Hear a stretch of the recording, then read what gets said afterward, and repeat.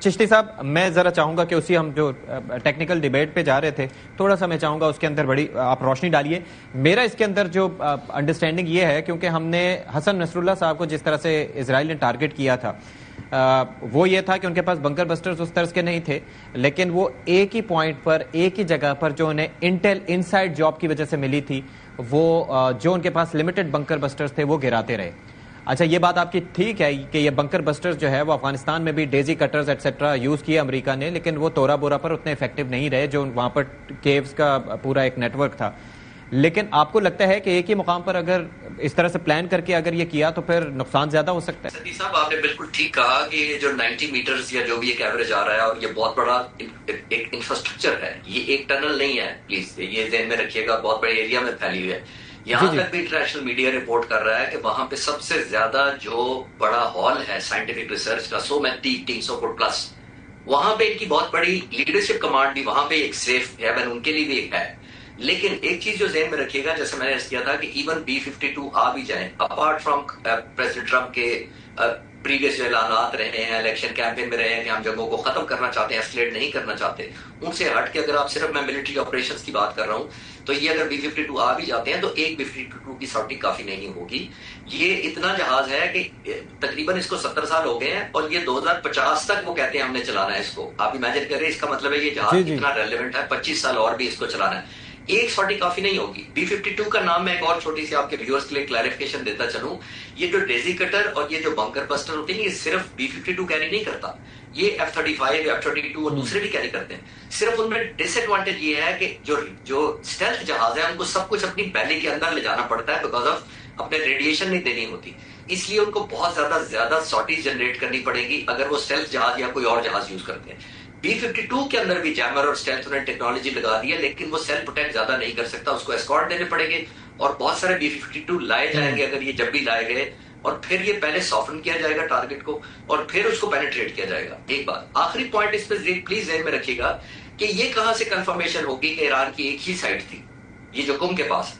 پھر یہ کہا جائے گا کہ ایران کی تو بہت ساری سائٹس اور ہیں جو ہمیں پتہ چل گیا جو بچ گئی ہیں, تو دیر از نو اینڈ ٹو اٹ. دیکھیے یہ دونوں طرف سے پرائس بڑی مہنگی ہوئی ہے. آپ چھوٹا سا میں فلیش بیک آپ کو بتاتا چلوں, جو جنرل رضا بھی بات کر رہے تھے اور آپ نے بھی بات کی کہ 2015 میں جب یہ ایگریمنٹ کرایا گیا ایران کو, اس وقت ایران 20% انریچمنٹ تک پہنچ چکا تھا. ایگریمنٹ کرا کے 3.6 تک لایا گیا اور یہ منوایا کہ آپ کے 24 گھنٹے آپ انسپیکشن کسی وقت 24/7 راؤنڈ دا ایئر آپ کھولیں گے. کھولی جب 2018 نے ٹرمپ نے یونیلیٹرلی اس کو کینسل کیا تو 10 IAEA کی وزٹس ہو چکی تھی, 10 رپورٹس, 10 کے اندر کنفرمیشن ہے کہ ایران اب انوالو نہیں ہے, اس کے انریچمنٹ لیول 3.6 نہیں ہے. لیکن کیونکہ جنہیں بنانا مقصد ہوتا ہے, اس کو مانسٹر بنانا مقصد ہوتا ہے, تو اس کو یونیلیٹرلی انہوں نے کینسل کر دیا. اور آخری بات ایک اور بڑی ذہن میں رکھیے گا, اس جو کینسلیشن کو پورے یورپ نے ڈس لائک کیا یا کنڈیم کیا, فرانس, جرمنی, جو گارنٹیر تھے, UK, 3 ملکوں نے سپورٹ کیا 2018 کے سوا اس کو جو کینسلیشن کی تھی. آپ حیران ہوں گے وہ کون ہے, وہ سعودی عرب ہے, بحرین ہے اور UAE ہے. تو میرا خیال ہے باقی باتیں آپ خود سمجھ گئے. سر میں ایک چیز کی صرف کلیریفیکیشن چاہوں گا, یہ جو آپ نے F-35 کے ذریعے سارٹیز کی بات کی تھی, اس میں اسٹیلتھ طیاروں کا ایک مسئلہ یہ بھی ہوتا ہے نا کہ اگر وہ ویپنز کیری کرتے ہیں اپنے انٹرنل بے میں اور جب وہ حملہ کرنے کے لیے اس کو کھولتے ہیں تو ان کا اسٹیلتھ کمپرومائز ہو جاتی ہے. مختصر سر اس پہ جواب. بہت کم جی, کیونکہ ایران کے اندر تو بالکل میں ایسا اس لیے نہیں دیکھ رہا کہ یہاں پہ اتنا ڈیفنس نیٹ ورک ہے ہی نہیں جس نے ڈیٹیکٹ کرنا ہے ہی نہیں. ٹھیک ہے, بام فال کر جاتے ہیں تو اس لیے کوئی تھریٹ نہیں. ایران کے اندر تو بالکل نہیں میں دیکھ رہا ایسی. چلیں جی, ڈاکٹر قمر چیمہ صاحب, سر یہ 2 چیزیں میں چاہوں گا کہ آپ اس پہ روشنی ڈالیں. ایک تو یہ ہے کہ ایران کے پرسپیکٹو سے اگر آپ دیکھیں تو ایران سوچ کیا رہا ہے کہ آپ یہ دیکھ رہے ہیں کہ آپ کے پاس پاکستان ہے, بھارت ہے, ظاہر ہے یہاں پر نیوکلیر ویپنز ہے, اور اپنے ڈیٹرنس کے لیے پاکستان بالخصوص, عراق میں امریکہ ہے, وہاں پر اس کے پاس نیوکلیر ویپنز ہیں. اس کے علاوہ دنیا کے وہ ممالک, نارتھ کوریا کی مثال لے لیں کہ نیوکلیر ویپنز ہیں تو کوئی اس کو انویڈ کرنے کا سوچتا نہیں ہے, جبکہ جن کے پاس نہیں تھے ان کو انویڈ بھی کیا گیا, ان کے ساتھ برا حال بھی کیا گیا, اور ابھی اسرائیل بھی ایران کے ساتھ یہی کر رہا ہے. تو کیا یہ دوڑ جو ہے ہتھیاروں کے حصول کی مزید تیز نہیں ہو جائے گی اس سے؟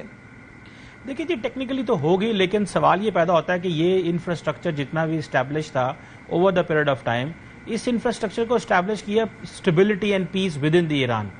اب وہ اسٹیبلٹی اینڈ پیس آپ کے ہاں نہیں رہے گی کیونکہ ایک تو وہ ظاہری بات ہے وہ آئے ہیں تو وہ جائیں گے تو نہیں, اب تو وہ 10 دن لگے, مہینہ لگے, 1.5 مہینہ 2 لگے, جب تک وہ کمپلیٹلی نہیں سمجھتے کہ ہمارا تھریٹ نیوٹرلائز ہوتا ہے. دیکھیں یہی تو خوبی تھی. ایران نے کیا کیا, ایران نے تھرو اپنے جو ریزسٹنس فورسز ہیں یا پراکسیز ہیں ان کے ذریعے ہمیشہ خطرہ ود ان اسرائیل یا اراؤنڈ اسرائیل رکھا, جس میں حزب اللہ تھا, حماس تھا, آپ دیکھیں سیریا ان کے پاس تھا, تو ان کی پوزیشن بڑی مضبوط رہتی تھی ہمیشہ. وہ سیریا کو استعمال, عراق کے اندر ملیشیا کو استعمال کرتے تھے. لیکن جب پراکسیز نہیں رہی تو ظاہری بات ہے اب وہ سیدھا ایران کے اندر آ گیا, اور اب وہ سمجھتے ہیں کہ یہاں سے اب ایران کو اتنا کمزور کر دو کہ دوبارہ نہ یہ پراکسیز کھڑا کر سکے اور نہ یہ ہمیں کوئی ایٹ لیسٹ وہ جو ویزیبل تھریٹ ہوتا ہے وہ ہمیں مل سکے. اور پھر بیسیکلی ایم یہ ہے کہ باقی خطے کے ساتھ ممالک کو ملا کے ان کو بتایا جائے کہ آپ مڈل ایسٹ کو چلائیں گے, ایران اس طرح مڈل ایسٹ کو نہیں چلائے گا, اور باقی وہ جو بڑے بڑے ممالک ہیں اس خطے کے انکلوڈنگ اسرائیل اور باقی جو ممالک ہوں گے وہ چلائیں گے. سو اصل تو یہ ہے کہ کمفرٹیبل رہنا ہے اور پارٹنر. سو ایران کی جو پوزیشن ہے ٹھیک ہے, اور پھر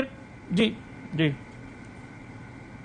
ٹھیک ہے, آپ جملہ کمپلیٹ کر لیں پھر میں جنرل صاحب کہہ رہا تھا. کیونکہ اس کی جو نیچر آف سٹیٹ ہے ایران کی, اس کی وجہ سے اس کی دوستیاں بھی کم ہیں, اور کیونکہ وہ اپنی سٹیٹ کی جو نیچر کے مطابق رہتا ہے اس لیے اس کو پراکسی زیادہ سوٹ کرتی ہیں ایز کمپیئر ٹو سٹیٹ کے ساتھ ریلیشن اسٹیبلش کرنا اور وہ کمفرٹ رکھنا. ٹھیک ہے جنرل صاحب, ایک چیز اور میں چاہوں گا کلیریفیکیشن اس کی کہ آئی اے ای اے پر بھروسہ کس حد تک ایران کر سکتا تھا, یعنی کہ ایک ایسا ملک اسرائیل جو ایران پر حملہ کر رہا ہے, جس کے پاس نیوکلیر ویپنز ہیں, جس نے این پی ٹی پر دستخط نہیں کیے, جس نے آئی اے ای اے کے انسپیکٹرز کو یا کسی کو بھی اپنے ایٹمی پروگرام کو یا ایٹمی ریئیکٹرز کے پاس جانے کی اجازت نہیں دی, وائل ایز ایران یہ سارا کچھ کرتا رہا ہے. لیکن ایران کے اور عراق کے کیس میں ہم نے پہلے بھی دیکھا کہ ان کے ایٹمی مراکز کی جاسوسیاں بھی ہوتی رہی ہیں اندر جو لوگ تھے. تو کس حد تک آئی اے ای اے پر بھروسہ کیا جا سکتا ہے ایران کی جانب سے اس سینیریو میں؟ جی بہت شکریہ. اگر آپ مجھے اجازت دیں تو 1-2 چیزیں میں اور بھی کہنا چاہتا ہوں. سب سے پہلی بات تو یہ جی کہ جو ٹرمپ صاحب کی ہم بات کر رہے تھے کہ انہوں نے شروع سے کہا میں اینٹی وار ہوں, لیکن میرے ذہن میں تھا کہ شاید وہ اینٹی وار تو ہیں میجر وارز کے, کچھ اسمالر وارز جو ہیں وہ کروانے میں کوئی حرج نہیں سمجھتے, جیسے ٹیسٹ کیسز کے طور پہ کہ پاکستان انڈیا نے بھی ایک دوسرے کو ٹیسٹ کر لیا. لیکن یہ جو بڑی جنگ ہے اس میں آئی تھنک کہ deep state of United States جو ہے نا اس نے ان کو انڈیوس کر لیا ہے, لیور کر لیا ہے, اور ان کے لیے بے حد ضروری ہے ٹرمپ صاحب کے لیے کہ بہت اسٹرانگلی روکیں اپنے آپ کو اور یونائٹڈ اسٹیٹس آف امریکہ کو ڈائریکٹلی اس میں انوالو ہونے سے, ورنہ پھر باقی اگر قوتیں انوالو ہوتی ہیں تو یہ بات کہیں کی کہیں پہنچ جائے گی, اور ان کا جو ڈریم ہے کہ میک امریکہ گریٹ اگین وہ شاید اس میں ان کو پرابلم ہوگی.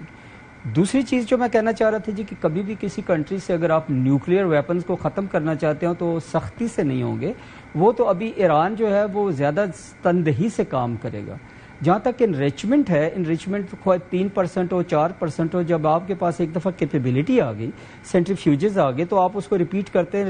ہیں تو انریچمنٹ جو ہے وہ 90 پہ بھی آپ لے کے جا سکتے ہیں. تو جو آپ نے فرمایا آئی اے ای کا, آئی اے ای اے جو ہے وہ unfortunately in case of Iran کو اچھا رول ان کا نظر نہیں آیا. میرے پاس ابھی کوئی پروفز نہیں ہے, بٹ آئی تھنک کہ ابھی ان کے لیے مشکل ہوگا آئی اے ای کو ٹرسٹ کرنا, اور جو ان کی رپورٹس تھیں باقی چیزیں تھیں وہ کافی حد تک اس میں بائسز نظر آئے ہیں. تو اس لحاظ سے آئی تھنک ایران جو ہے وہ جب بھی ابھی اگلی کوآپریشن ہوگی it will be with a pinch of salt. چلیں, تھینک یو.